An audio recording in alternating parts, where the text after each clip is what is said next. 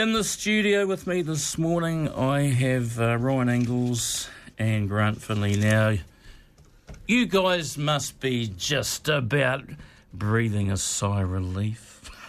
Yes, most definitely. It's been a long time coming, but we're both ecstatic that it's finally out there, the doco we're talking about, Radio Dunedin. Let's talk about the emotions first, because let's be honest, when you're making something like this, when you're doing something, even when I can relate to this, when I come in here every Saturday morning, I think to myself, you've got to get it right. You do.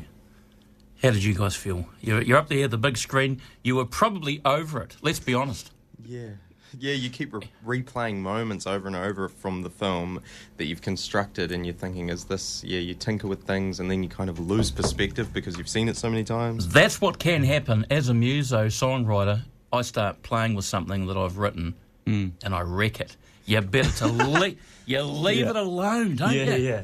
Yeah. At some point, you just have to say, no, it's done, and walk away, Yeah. But it was really good on Wednesday at the premiere. The parts that we sort of fretted over and, tried to construct a laugh maybe, and getting those kind of results, getting a chuckle where we planned to try and get one, and it was good. The audience reaction was great. Just bring that mic up it was. bit, Grant, just a little bit. Right. That's it. Yep. That's cool. So what was your perception of the audience? Do you think they really grasped what it was about? I think so, yeah. After chatting to people about it, some of the things that people have said were actually quite totally unexpected, really. Like, what people have gotten out of this is often deeper than what even we planned, if you know what I mean. Like, some of the things that people have said to us were like, oh, wow, I didn't even think of that. It's been a great response, yeah. That's exactly what can happen. What you're delivering in your own mind is completely received by someone else in an emotionally, sometimes emotionally, sometimes humour. There was a lot of humour. Yeah. Little things that people do, and you get that laugh because it's real people. Yeah. As Neil McAndrews said, and I feel that old Macca really got it across, because he's from the early days. He understands that the turmoils that the station has gone through, because he was the president of the ORA. Yes. And old Mac, he delivered that well. You know what I'm saying? Yep. I was very proud of him because he got it spot on. He's a very eloquent guy, eh? Yeah, he's got a Bible this thick. He does. All the history of and it. We've used so much of that within this, like some of his newspaper articles where people were talking about these articles and we're like, oh, I wonder where we can find these newspaper articles, and they're all right there in Neil McAndrews' records. That's exactly It's amazing, right. Yeah. So I think Neil put a very good spin on the reality of it. And then you get the passionate guys like Brian Lemon, who's been there 50-odd years. Yeah. This sort of thing is happening. If you start dabbling guys into the history of Radio Dunedin. Yeah. You say Brian's passionate, and obviously he is, because he turns up every week for 50 years, but he is very understated. The most I could get out of him was that he just enjoys it. I was like, come on, you've been here for 50 years. Surely there's more to it than that. He's like, no, I just enjoy it. He's a very deep-thinking, sincere man, and you wouldn't get a nicer guy. Yeah. But there's a lot of other people behind the scenes. You've got the full Otago Radio Association. Steve Rowe, the president, does a brilliant show on a Sunday morning. There's a lot of people there, but there's two guys that I want to mention this morning. If without them, we wouldn't be doing what we're doing. That is Barry Patterson, a very dear friend of mine, and Barry McConaughey. Yep. It's pure and simple. When it all turns to custard here on a Saturday morning or whenever, Barry Patterson's always in there giving me a hand to sort it. Yep. Yeah, and Barry McConaughey, he has done some music for this as well. Yeah. So his name's on the little poster there. Yeah, it's great. Listen, guys, let's talk about this if we can. People, I've had interest from the UK, I've had interest from the States. people are interested in buying a DVD of this movie, but there is a problem, isn't there? There is at this stage, because of the expense for music rights for a production like this, because I wanted to reflect the music of the station. Most of the budget, pretty much all of the budget, went into music. So at the moment we've got theatrical rights, so pretty much at the moment you've just got to go to the cinema and watch it, because who knows what the future will be for this. You know, if it does really well, hopefully we can get out a DVD. But we have who to knows? Start from scratch again with those music rights if we do want to release it on DVD, basically. So this is what I really want to bring to the attention of our listeners. They're passionate Radio Dunedin listeners. Some of them can't move about through mobility issues, etc. Yep. We all understand that. Really, we do understand it. But there is a problem you guys have to overcome. And at the end of the day, it comes down to the almighty dollar yet again, doesn't it? Yes. Yeah, exactly. And Grant did make this just off his back, and then if it wasn't for the help of Enterprise Dunedin, the music wouldn't have been made it in there. Who knows if we would have got a theatrical release as well. So it's just, it's tough. Yeah, I mean, we've got no movie studio behind us. It's just totally independent. It's just all us. Just Grant. The News Hub cameraman and producer Ryan Inglis have done this off their own back, and I mean, I had the guys from Ocean Beach Railway in here when you guys came in with the camera and doing all the shooting of the film and everything else. So it absorbed a lot of your time. How many hours, guys? Many hours. I can't even think. Well, how many hours of footage did you have before I came on board? Yeah, footage alone, I had about 30 tapes and about 20 hours of that's just straight interviews. That's not even counting all the stuff in the studio that we did with all the presenters. Shots, so that's just straight interview. So a lot, A lot of hours. Did you folks enjoy it? They came from Taupo. They enjoyed it? They did, yeah. They actually had seen a very early cut, because I was sort of trying to get a bit of a read on audiences before we put it out for a few people, and they were really blown away and loved it as well. I'm glad they made it. I am not surprised. It was very good. I feel that you really scored on many aspects of the movie, particularly the emotional side. You're talking about Josie Cooper. And there was film clips of Josie and what she had done and how she represented herself on the station, which I thought was straight up Josie, because she was a lovely woman. And then all of a sudden, of course, she passed away. And that's when, for a lot of people, particularly myself, when the reality actually hit home, because we all attended her funeral service back in 2008. And, that happened. So that dug up a lot of emotions for a lot of people, as I found out later. But it's still the survival, isn't it, of a little station that started all those years ago and has still coming out with extremely high ratings. Yes, and still trying to survive. You know, that's the whole point of the documentary. Really, I call it the little station that could. You know, it's constantly been up against, struggles throughout its years, and that's kind of the through line to the whole thing, And we still are, and always modern day struggles as well. Modern day struggles. We're competing against a whole world full of radio stations, but let's hope that it continues, and that's the only word I can, That's the only word 5 more years to the 100. So yeah. So how long is the movie going to run, do you think? Is it basically response from the public? A little bit. That comes into it, At the moment, it's for the next week and a half. Is that right, Grant? Yeah, I think Rialto. Craig has given us another week. Yeah. So we've got, another week until at least next Wednesday, I hope. Yeah. Are they getting some good interest? Yeah, we've heard anecdotal, evidence that people, it's getting a good turnout, which is great. That's what you want, eh? Yeah. I mean, I remember when Goodbye Pork Pie first came out, not the new version, the old version. The old mini. And it started slow and then people grew. But we're talking about a historic radio station. It may not tick all the boxes for a lot of people, but for Dunedin, yes, and people that are passionate about what they listen to. I had a lady ring from Hastings before. She spent big bucks on an internet machine so she could listen to Radio Dunedin.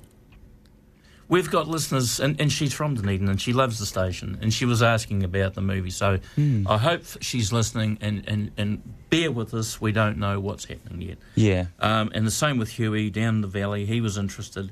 But again, Huey, we have to wait and see what's happening. Yeah. But we've got listeners in the States, in California. We've got listeners in the UK. There's listeners all over the world that are listening to the station right now. Yeah. And they're all been interested in it. But as I say, we've got to wait and see what happens with this movie. Yeah. Well, that's a big part of what we wanted to show in the film as well. That it's not just the station that makes it; it is the listeners, and we wanted to tell their stories because you say people all over the world listening to it. I feel like if you do at any point in your life listen to Radio Dunedin, it stays with you for some reason. There's a big connection. It connects really, really well with people. Neil Collins hit the nail on the head when he said Radio Dunedin is a friend to people. Yeah, I think that was a really good line. Yeah. It's absolutely true.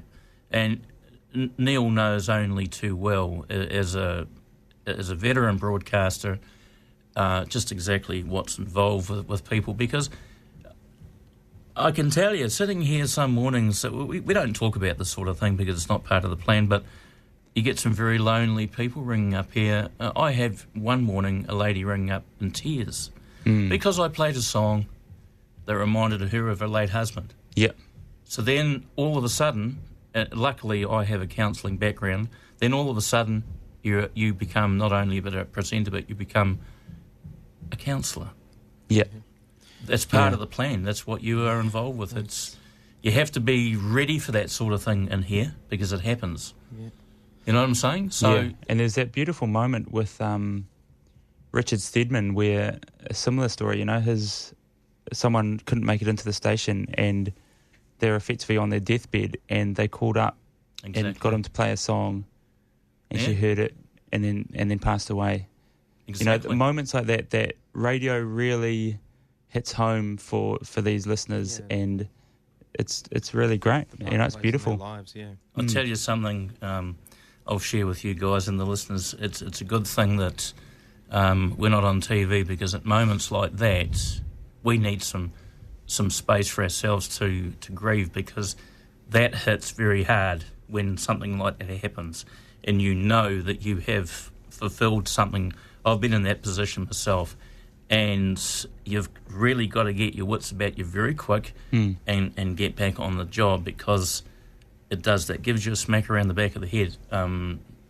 That's personal touch, which in some ways is very sad, but also it's nice to know that you can achieve something like that. It's very rewarding. It is very rewarding. Yeah. You guys are going to have a lot of people that it's going to affect their lives, this movie, I feel. That's just my opinion. I've seen it already. I've seen people's reactions and you've hit a lot of heartstrings with this movie. Okay. Yeah. You really have, and you don't really realise until you've seen it. People go away and they digest this sort of thing. Yeah. You know what I mean? And you've really ticked the boxes, and you've presented the story of the station.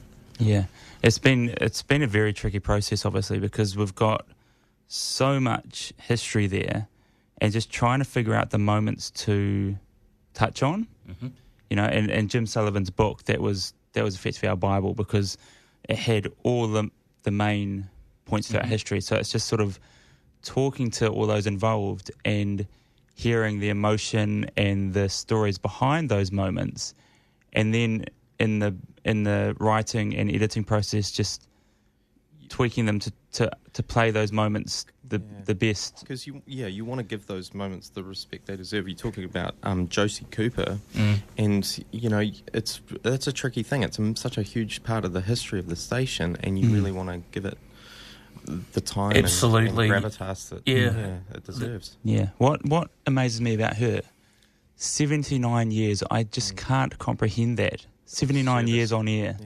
Yeah. Amazing. A long time. A lot of people, I appreciate that you couldn't put everybody in the movie and do everything. Well, you would have been there for 10 years.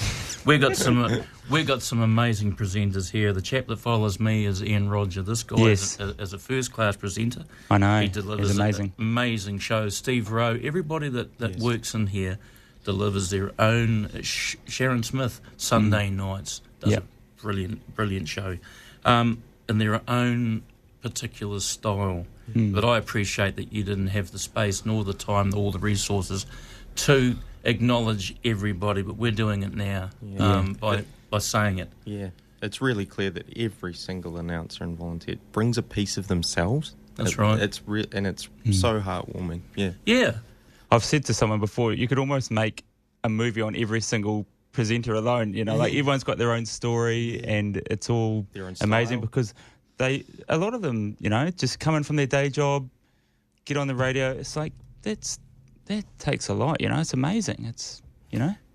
We've got a very colourful character. Every Saturday morning I come in here.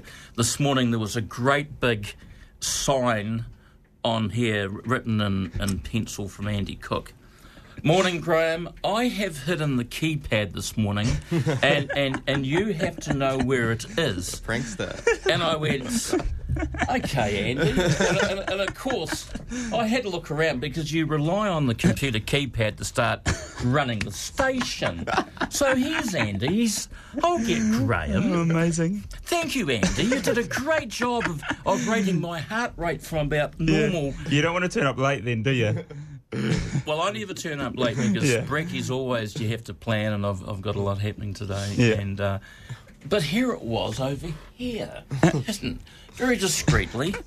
Oh, amazing. Colourful. Yeah. Yeah. Colourful, fun humour, you know? Yeah. And we've tried to get as much of that as we can in there, but still at its heart, you've got to tell the history. Yeah, exactly. So, it's been a very delicate mix. Yeah, it's walking a tightrope, Where to from here, chaps? I don't know. Your family will be pleased to see you. Yeah. Been a it's busy been time. the last few days have still been crazy because we've been doing a lot of media and stuff. But I don't think it'll end for a little while for us, to be honest, because I'm already talking to. Well, I'm trying to get hold of Invercargill to get a couple of screenings there. We'll just see where it goes. You know, we'll get it into some other centres, and we'll just see where it goes. You know, it's up to the audience. Yeah. Well, what I'd like to do is invite you back on Saturday morning, both years. Keep the public aware of what's happening, how it's going, because a lot of things like this, there's a deflation period. Yeah, and I think this is a very important one, and I'm with you 100%. So thank you. Please return on a Saturday morning. Just keep in contact. Well, we're in touch anyway. We're in the same building, so if we can keep in touch about how it's going, etc. Just while we're talking here, an independent air, the history book on Radio Dunedin, is available at reception for $10. It's out there during the week, so if your listeners would like a sort of a souvenir, if you like, but it's a very interesting reading. It covers a lot of stuff that's in the movie. It's been around for a while, that book. But this is the new version, which I haven't got, so I'll have to get a copy anyway. But we're going to have to move along, guys. I've got the Regional Council coming in to talk about the new bus routes. Ooh, okay. Wow. Yeah, it's going to be interesting. Yeah, we'll find out what's happening. Thank you for joining. Thank you. No, I appreciate it. Thank you very much. Yeah, no, it's good. And the coffee wasn't bad, actually.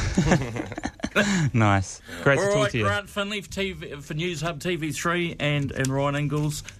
Thank you very much. Thank you. Okay. Cheers. Radio Dunedin Weekends with the Otago Radio Association. Good talk, good music. Radio Dunedin.